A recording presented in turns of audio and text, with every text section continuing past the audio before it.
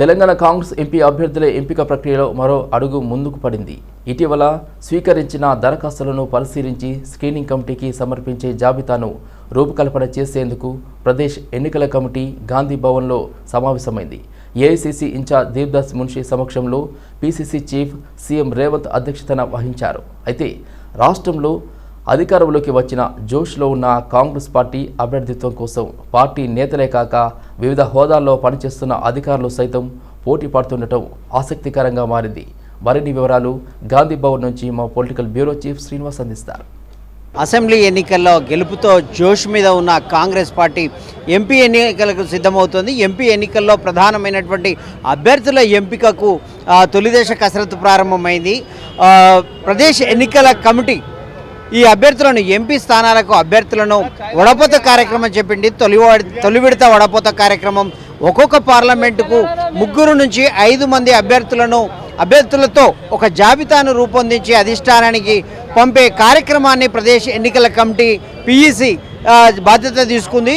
ఈరోజు సీఎం రేవంత్ రెడ్డి అలాగే AICC incharge Deepa Das Munshi ఆధ్వర్యంలో ఈ పీఈసీ సమావేశం జరిగింది. ఈ సమావేశంలో చర్చించిన అంశాలు ప్రధానంగా చూసుకుంటే కనుక దాదాపు ఇటీవల ఎంపీ స్థానాలకు దరఖాస్తులను ఆహ్వానించింది. గతంలో అసెంబ్లీ స్థానాలకు కూడా ఏ విధంగానైతే కాంగ్రెస్ పార్టీ దరఖాస్తులను స్వీకరించిందో అదే క్రమంలో దరఖాస్తును స్వీకరించింది. దరఖాస్తుకు నిర్దిష్టమైన ఒక రుసుమును కూడా పెట్టిన పరిస్థితి. కాబట్టి ఈ నేపథ్యంలో అదే స్థాయిలో అసెంబ్లీ టికెట్లకు ఏ స్థాయిలో అయితే పోటీ పడ్డారో అదే స్థాయిలో ఎంపీ స్థానాలకు కూడా నాయకులు పెద్ద ఎత్తున దరఖాస్తులు చేసుకున్న పరిస్థితి మనకు కనబడుతోంది. ఇప్పుడు రాష్ట్రంలో మొత్తం ఖమ్మం సీటు చుట్టూ రాజకీయం అంటే చర్చనీయాంశంగా మారిన పరిస్థితి. సోనియా గాంధీని అక్కడి నుంచి పోటీ చేయాలని పార్టీ ఆలోచిస్తున్న నేపథ్యంలో కాబట్టి ఈ ఖమ్మం నుంచి 12 మంది దరఖాస్తు చేసుకోవడం జరిగింది. ఒకవేళ సోనియా గాంధీ అక్కడ పోటీ చేయని పక్షంలో తమకు సీటు కేటాయించాలని 12 మంది దరఖాస్తు చేసుకోవడం జరిగింది. వారిలో డిప్యూటీ సీఎం మల్లు భట్ట విక్రమార్క సతీమణి కూడా ఉన్నారు.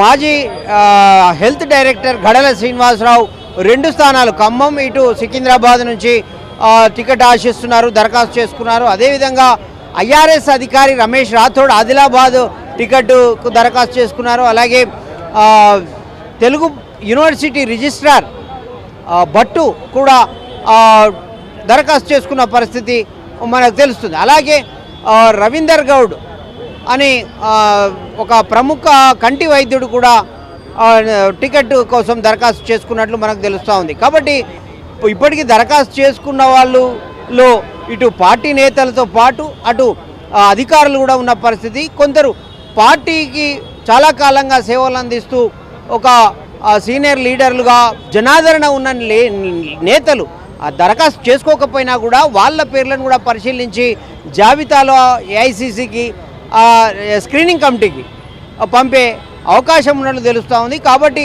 ఈ ఒక్కొక్క నియోజకవర్గానికి 3 నుంచి 5 మందిని వడపోసి స్క్రీనింగ్ కమిటీకి పంపిస్తే తుది జాబితా స్క్రీనింగ్ కమిటీ మరొకసారి వడపోత కార్యక్రమం చేపట్టే అవకాశం ఉంది. మొత్తం మీద చూసుకున్నట్లయితే కాంగ్రెస్ రాష్ట్రంలో అధికారం చేపట్టిన తర్వాత కాంగ్రెస్ నుంచి పోటీ చేసేందుకు చాలామంది ఆసక్తి చూపుతున్న పరిస్థితి అయితే మనకు కనబడతా ఉంది.